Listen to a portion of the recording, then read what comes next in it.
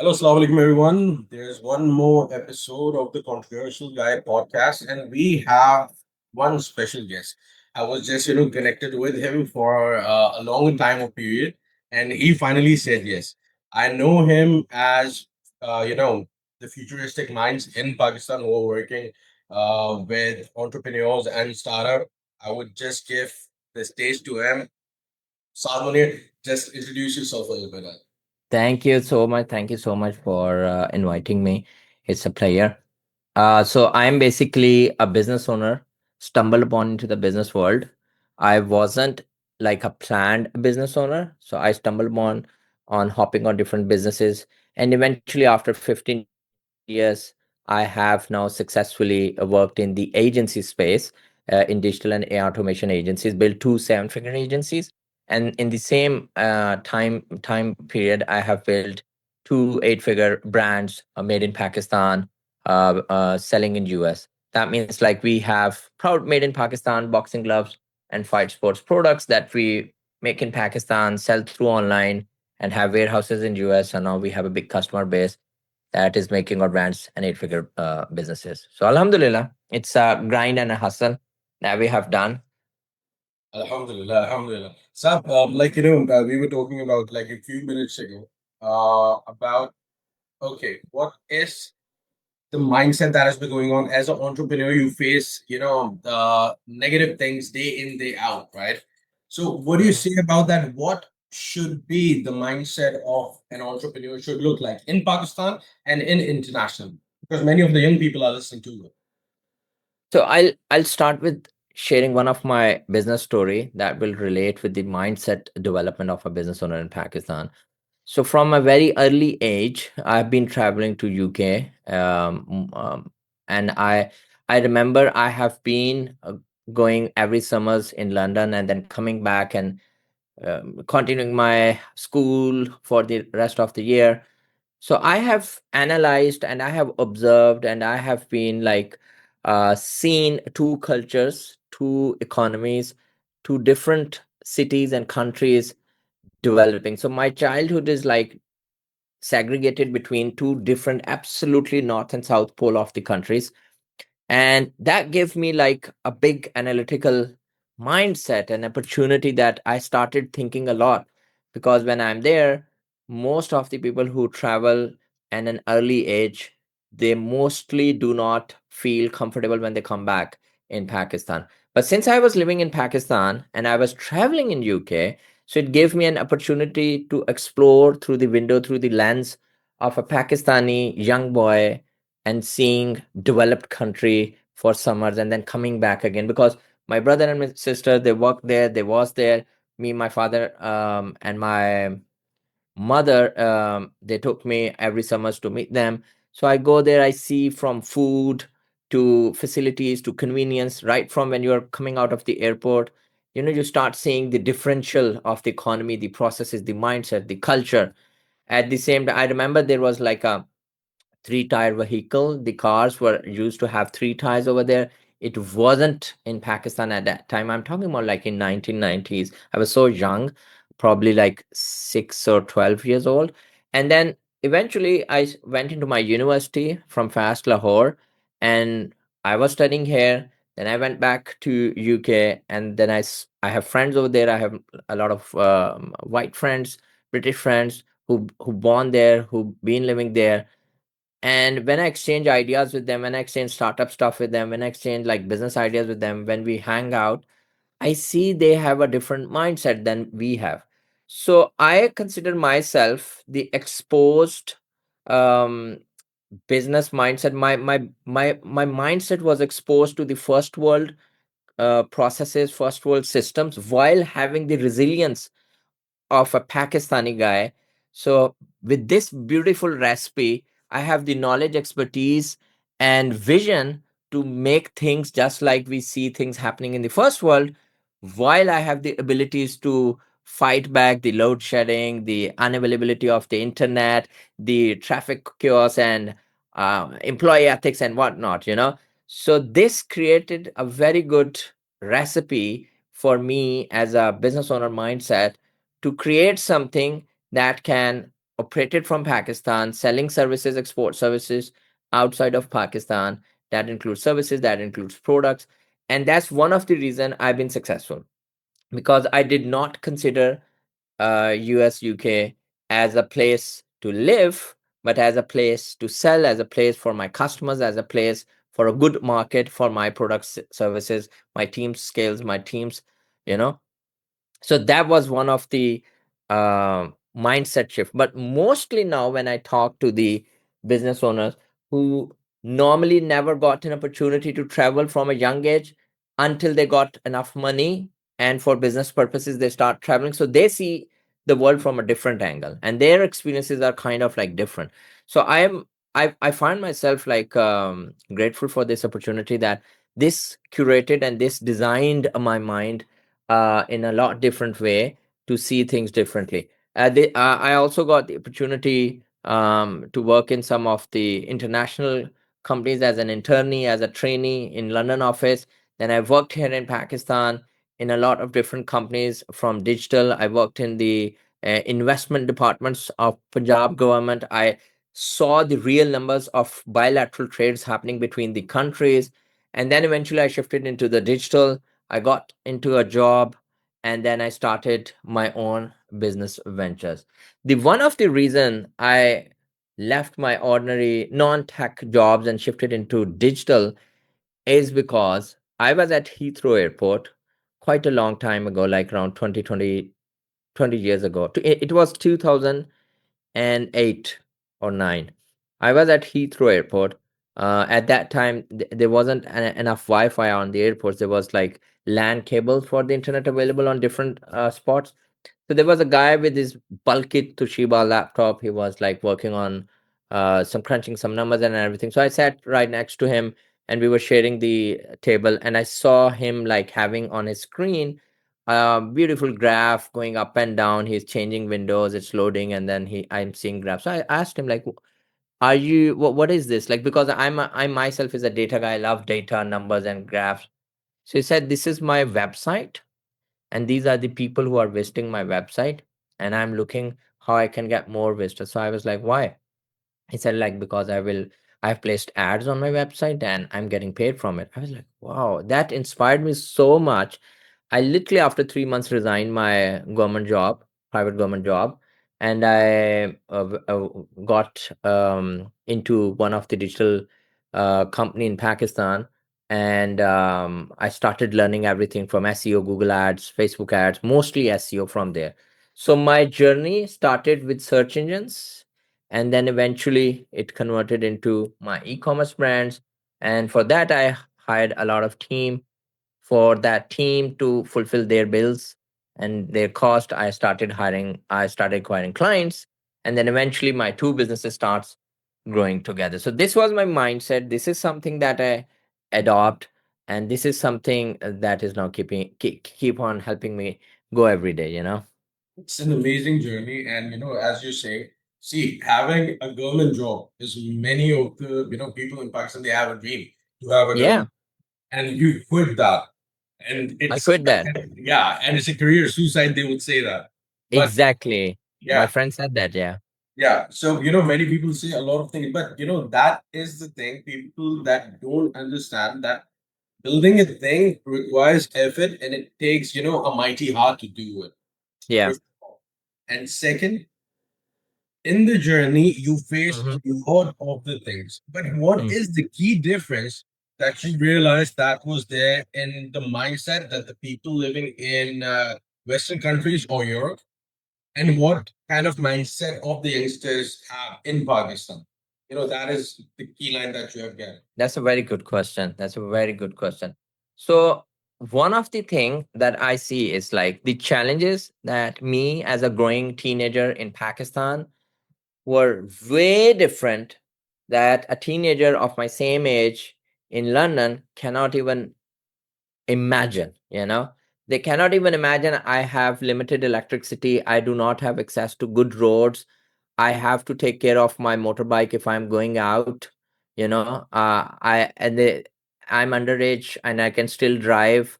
And there are so many things, that there are tweaks in the system, there are so many things.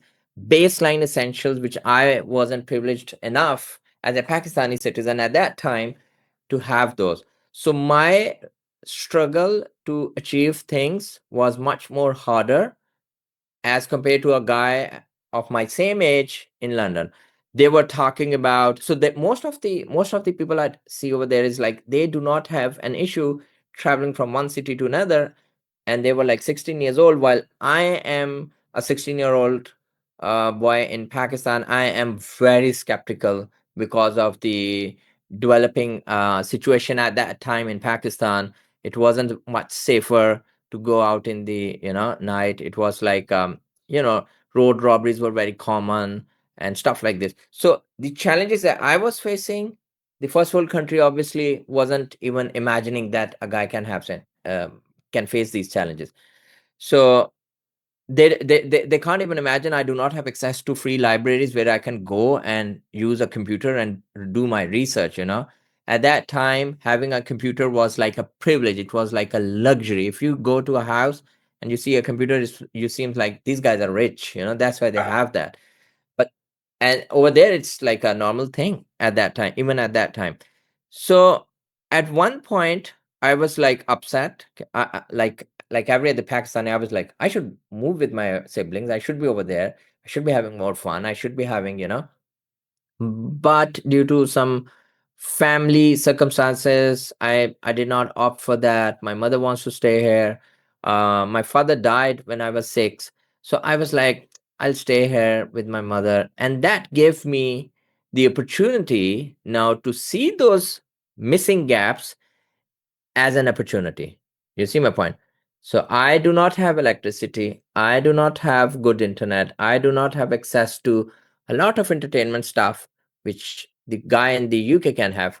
But what they have is access to the businesses who needs affordable, high quality labor and skill, which we have in Pakistan. So as soon as this thing is decoded, at that time it wasn't very common, which we call today freelancing.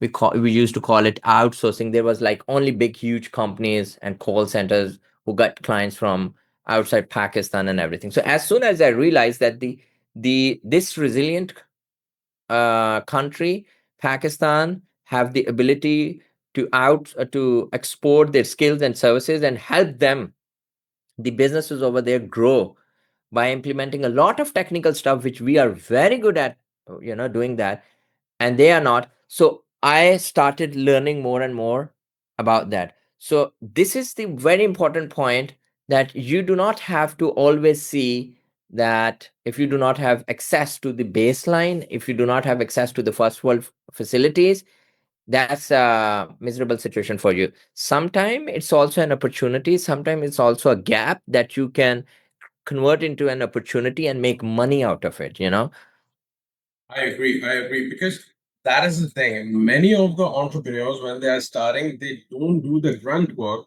They don't realize, okay, where the gaps are, and Yeah, they just quit like 1 year into the business, right? yeah, That has been happening in our society a lot.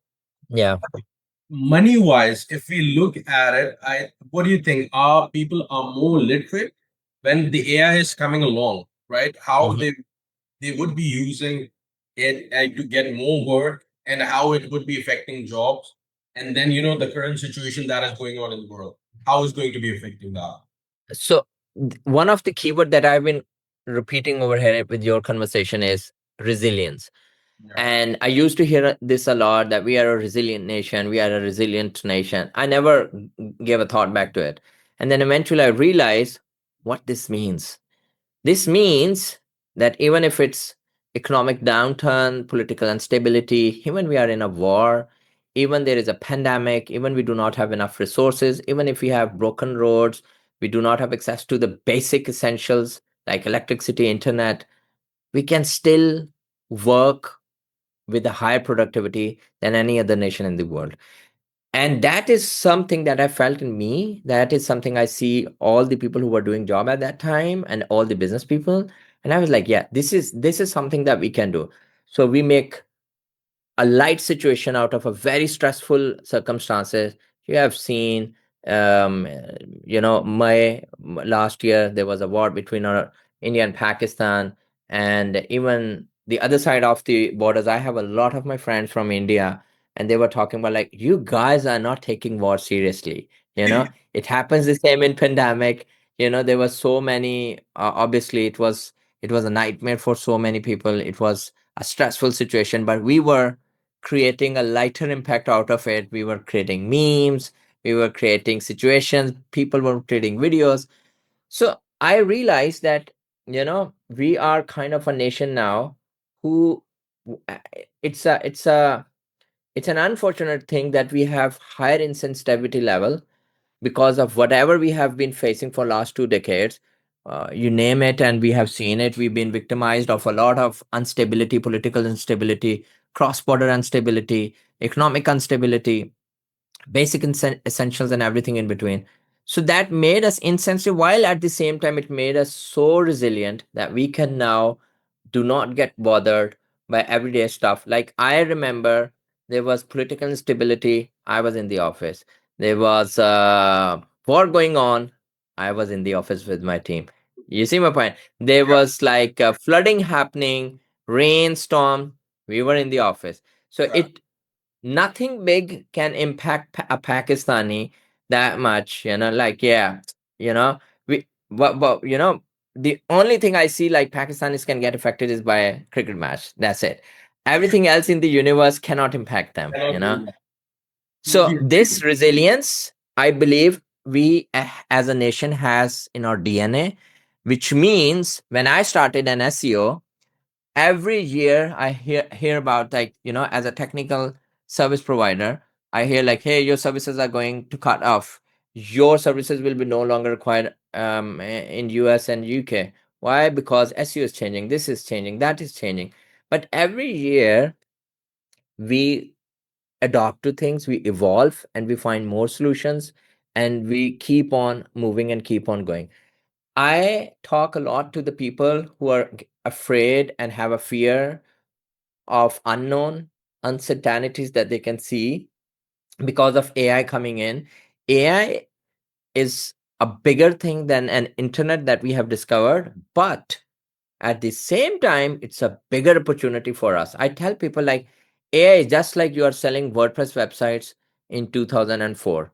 At that time, nobody thinks like, hey, you are selling a non-custom coded website, just drag and drop. And then eventually by 2014 it was so much easier to create a website that in 2004 there was so many web development companies. Just like we see software houses, there used to be the companies whose only job, whose only product is creating websites on PHP, on Joomla type old dated platforms, and they all were vanished. Why? Because now small business people, small companies, independent individuals with less technical knowledge can now create WordPress websites.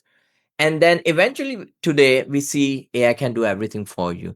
But I feel this does not mean that you will be replaced, you will be vanished, your jobs will be mitigated. It will be that the person who adopt to these things, the person who learn AI, just like the person who learn WordPress and started building websites on a lot lower cost, survived, while everybody else who were like saying we are a web development company with 100 resources, they got vanished because they never got the job to do. You see my point?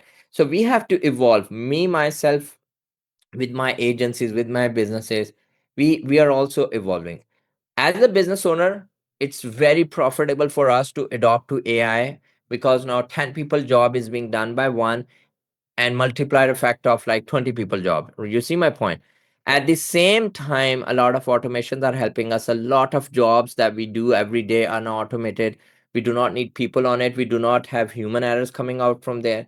There are a lot of things now we are achieving faster. Like we launch our products, we launch our stores, we launch our marketing campaigns.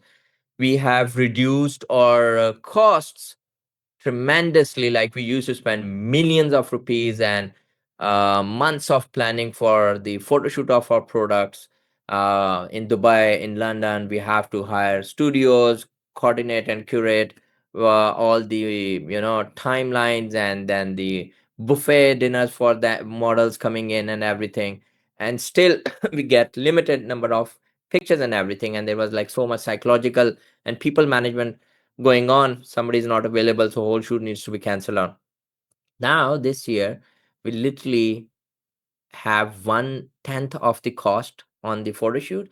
Everything else is replaced by the AI models, Mhm. including videos and pictures. So that means like we have evolved, which means that we are taking the benefit of AI. We are reducing our cost. We can now make things more faster. We can market things more faster, and sorry, that gonna help us beat out the competition as well. You see my point? But at the same time, obviously, the guy who used to provide us the photo shoot, and who the companies who were involved in that process, they are not seeing enough business. But at the same time, we are investing on those companies who are doing AI video creation. So you see, the shift of money is from non AI output towards the AI output. So now we recently hired two companies. Just like 5 years ago, we hired two companies in Dubai who used to do our photo shoot and video shoot for our products. Now we hired two companies who are doing AI video creation for us, and eventually we will be having our in-house capacity build up, for the same purpose. So that's how the money is shifting. So you have to evolve, you have to adopt, you have to make sure you are not egoistically stick to the old ways and old methods. Like, hey, I always do SEO. I'm an SEO agency. I will only do SEO. Fine, you do SEO, but you have to make sure that now implementation of the SEO is much easier for a business owner, while making sure the business owner still do not want to do SEO implementation themselves. Why? Because if they could have done, they could have done before that. So Great. it's for your benefit. So you have to reduce your cost using AI into SEO. Sorry, write content, do analysis, do keyword research faster, implement AEO. So that's how you can survive and scale, not just survive, scale using the new opportunities that comes along. So do not take it as like a fear or uncertainty. Take it like an opportunity. So we have to learn and we have to do things. Because many people, you know that they are prone to change, right? They are afraid of the change. They're, afraid of the uncertainty that comes along with the change. So, Hmm. in many of the agencies that I work with or I have friends in, so Hmm. they have that constant fear, right? That a Hmm. non-technical person is just putting in the prompt and is making a website, and now they are saying that okay, buddy, we are gone. I said okay. When with agentic, generative, and physical AI, this journey, you're not going to be replaced. You just have to be that much adaptive that you are just supervising the things, you are just pivoting the things, and you are just putting a human touch to it. Because in the long run, it's all about how you are, utilizing the AI and, as you said, scaling up, not just, eradicating everything or being executed in, from the picture. Okay, what is the key thing that you would suggest to the people who are looking for being an entrepreneur and they face the most difficulty in? What is that one thing that you would, tell the younger generation who are trying to get involved into the agencies business, or you can say that into the technical software side? Because we are mostly dealing with AI, right? And being a technical person, you have that kind of leverage that you can tell the root cause that why most people are failing, but you can tell or give a projectile of the future as well. Okay, you can get successful in. That's a very good question and a very deep question. Every year, my answer to this question shifts and changes somewhat. But if you talk about this year, the biggest thing that I am seeing and I am fearing is we just talking about the Pakistani entrepreneurs and business owner, Okay. or you can say most of the third world country who are trying to run business. We do not create businesses on visions. We do not create businesses on goals. We create businesses because we want to upgrade our lives in terms of money and materialism, True. which means that most of the business owners, when you meet them, and they're hustling. And when you talk about them, why you are hustling, they have their financial targets, goals stitched to their life upgradations, Lamborghinis, trips to Dubai, buying properties, upgrading to iPhone 17 and whatnot. They never have decided that they want to create a business that can be sustainable, so it can at least give them opportunity to buy back their time, so they can have more meaningful things to do in their life, and that business can grow themselves. So when they do not have that kind of a vision, and that means they have less patience to build something in 5 years, so they want to do everything themselves, involve themselves at the micro level, which will obviously give them the ability to make more money faster, but that money will not be very sustainable and persistent for their growth. So that's where the freelancers in Pakistan and third world countries came in. That's where the short term business owner, mindset came in. All they see is like, can I make enough to upgrade my car or have 2 trips outside Pakistan? They do not have a mindset like, hey, most of them, like around 95% of them, has the same mindset. They do not think like, all right, this year I will invest in my research wing. I will have, and I'm not talking about like 1,000 people company. I'm talking about like less than 100 people company. They have enough funds available that they can reinvest back into their business, in research, into opening new opportunities, new avenues, new marketing campaigns. But what they do instead is move the money into real estate, into life upgradation, into depreciating assets. That's the dilemma of the third world country business owners. Why? Because when a business owner gets successful in a third world country like Pakistan, you are not creating your business. You're most of the time you're not doing that hustle to prove, to make your vision accomplished, but to prove to your relatives, your friends who used to mock you. You want to, have a social validation. Hey, I'm a Totally agreed. successful person. You see my point? So Yeah. that reduces the ability for you to create something that can be more scalable and sustainable in a longer future. You know my point. Now, in my channel, Sync with Saad, sync sync with the q in the end, sync with Saad, I mentioned that if I have to start this again, my whole business journey, I would never have an office. My whole office, my floors, and I have 3 offices in Lahore. I have warehouses outside Pakistan now. I would never start with an office. The only reason I started with an office is because at that time I was about to get married. My friends, my relatives, my in laws, all are looking towards me. So, for my social validation, for me to show them that I'm successful, the only materialistic way I can do is like, I have a business and I have an office. Though at that time I was in negative, I do not have a good car, I do not have enough funds available, but for the world, yeah, he has an office. So I always says like, if you're making $100,000 in a third world country like Pakistan, with no office, and you're working from your bedroom, nobody will, give you that respect for a guy who is just barely making 5 grand a month with a good office. You see my point? I 100% agreed, but it comes with a side effect as well. Mm. I would say that it has a dilemma. We have a lot of good talent who was working remotely, but in the older mindset, like 98% of Yeah. business owner in Pakistan, they think that if we are giving remote work to people who are coming in, for the remote job, they wouldn't be working that much. Otherwise, like it's the opposite. People on the remote job working from their home, they are more productive and Yes.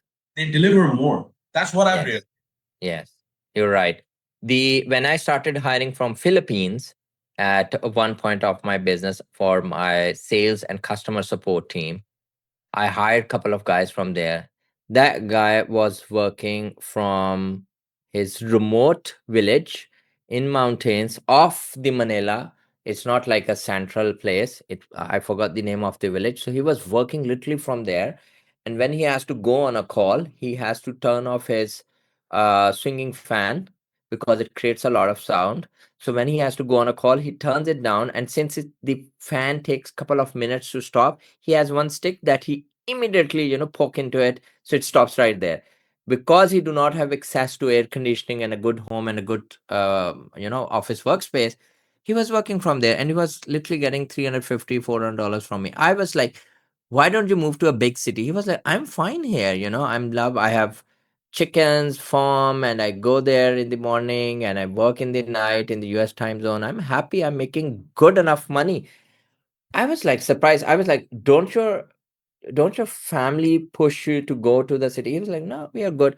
So the culture and the mindset over there is so much work focused that they do not care that you have to make up office, you have to go this and that. All they care is, are you bringing money or not? You see my point? On the other hand, for us, it's not just money, it's the social validation. If you are a business owner, so I remember many times people meet me these days. I'm not a car guy. Do not even I can just tell you I have a Honda. I don't even know the model. I don't even know that Honda and white. That's what I know about my car, right?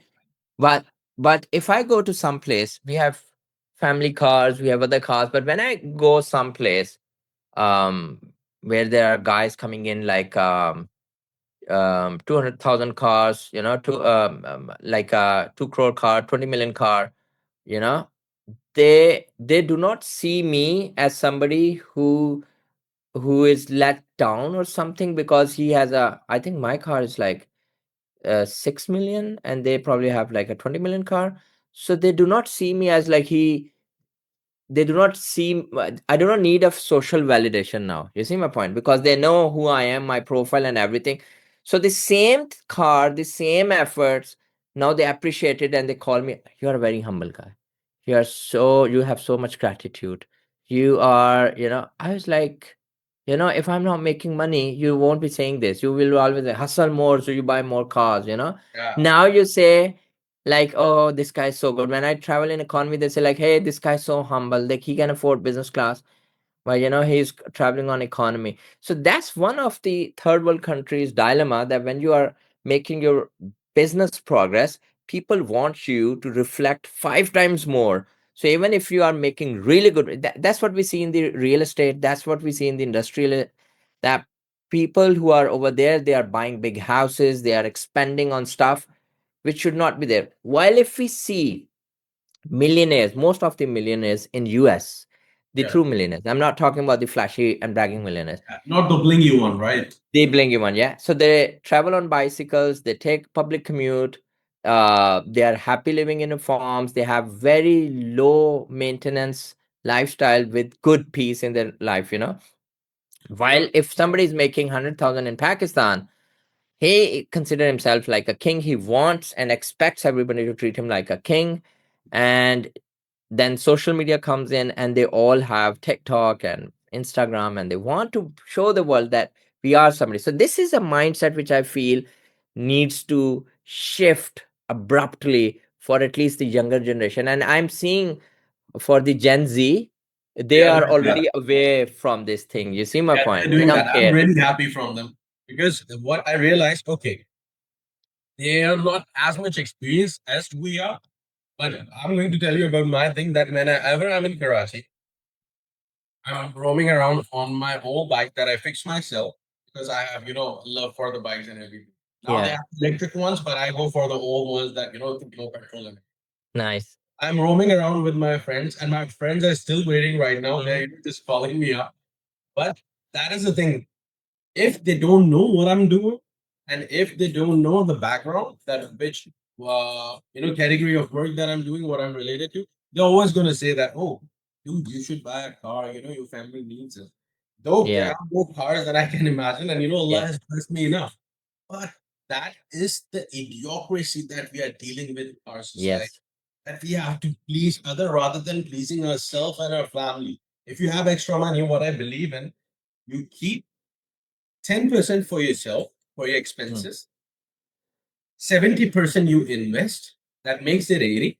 yeah, 10% you spend on your employees, and 10% you give back every month to the society. That's a very good distribution. That's a very good distribution. True that. Because our our society has created very good models of Mm. businesses, but that is the thing that get lost in the pre-validation that a person comes with in our society. Mm-hmm. Okay, yeah, you would say, okay, you have to, give this gift to your uncle because you're earning so much, and you have to buy this house, you have to stay in a very good locality and everything. I have a friend in Kazakhstan. He's like the youth president, right? Mm-hmm. And yesterday I called him. He stays on his farm, Mm-hmm. and he has Yeah. horses and everything, and he drives a 1980 Toyota Tacoma. Mm. He's the youth president. He has a lot of money. He traveled business class all around the world. His name is Nur Sultan. He's going to be listening to it. So, Nice. but what he said, that utterly shocked me. He said, Bilal, when we were doing MBA abroad together, you didn't know I come from a political background, and I didn't know you came from a business Mm-hmm. background, right? Mm. But in the end, we told each other, and then we realized, oh, we are bigger than the picture. Our Yeah. personalities are. But until then, we were just two people planning to do some kind of business, proving our friendship, and we were happy. Mm. And True that is that. the best thing. And that is the best thing we all need that. Because True that. the westernization, I would say that, and I would say the Europeanization, Mm-hmm. they have taken our polls, like they have adopted the Eastern values, and now we are just stuck up with the Western values that you have to show more, you have to spend more. And from the utility society, we are becoming the capitalist society of the Mm-hmm. Asia, right? Mm. True that. But in the end, it's going to be all about, not all about like who has more money, but who has built an empire out of it, how many people were employed by you, and how much you gave back to the society. That's True. at True. least what I believe. I completely agree with you, and I will expand on your thoughts furthermore. You know what happened with the millennials? So we were the experimental generation Mm, for all the eras, from impacting through baby boomers, and then we were seeing huge. The millennials have seen a lot of generational transition. So we were the one of the few generations who have seen huge transformations in their lifetime. So we have seen, black and white TVs, and now we are seeing AI agents. So it's a huge transformation, yes. right? I was seeing somebody who got jailed in New York. I was seeing a documentary, and he came out, and an independent news, an independent channel, they did a cover story on him, and bring him in the New York street and make him sit on a cafe on a street, and he was like literally observing everybody and seeing iPhones and iPods. It's like 5-10 years old documentary, and he was like shocked to learn things. He was like, "Why everybody's looking down and stuff like this?" You see my point? So this generation have seen a lot. Now we were the we not only been instructed wrongly, because since we were transforming, so I'll give you an example. Many of our millennials parents mind and feel offensive when their children were using mobile phones so frequently, and now they are using phone very frequently to and forwarding WhatsApp messages and fake news and everything in between. You see my point? So we Agree. have faced that. We have faced that, and then we have validated them like, hey, no, we managed that transformation. We listened to all their concerns and all their critique on us, and now every it got normalized, so everybody's fine. So every time when there is a transformation, we as millennials adopt first, received a lot of critique, receive a lot of pressure, receive a lot of stress, and then when things normalize, everybody's fine, and then we move to the next one. While Gen Z have no idea, for a lot of transformations. They are seeing a little bit. For them, seeing few transformations is as big as we have to see from radio to AI agents. So we as millennials have to work hard, hustle hard. That was our motto. Gen Z can achieve the same level of productivity and output without working hard, without hustling a lot, having the work life balance. So now I tell everybody that's a very big statement I'm going to say now. As millennials, since we were managing our parents criticizing us for every new transformation, as millennials we are still the backbone and the pillar of all the generation, and now we are adopting and understanding Gen Z and learning how to make them work, how to work with them, how to collab with them. And that's why you will see that many millennials are going okay with all types of generations more than any other generation. Highly agree on that. Highly agree on that. Okay, Sab. This is a big topic that we can discuss For sure. for hours. So, what is the last message that you want to provide the people out there in terms of entrepreneurship and the mindset, and the younger entrepreneurs who are willing to start something that is meaningful? Up to you. I want everybody who's listening to this podcast, and once again, thank you for this opportunity, Bilal. Pleasure. Pleasure. This, if you are somebody who's listening to us, and if you have listened that far in the podcast, here is the golden nugget for you. If you're about to start your business, if you're thinking to start your business, if you have recently started your business, if you have started your business in last 4 to 5 years and you're stuck and thinking to quit, or you do not have the idea how to grow, you are facing uncertainties and the fear, I will give you the golden ticket to growth and remove all the frictions from your business.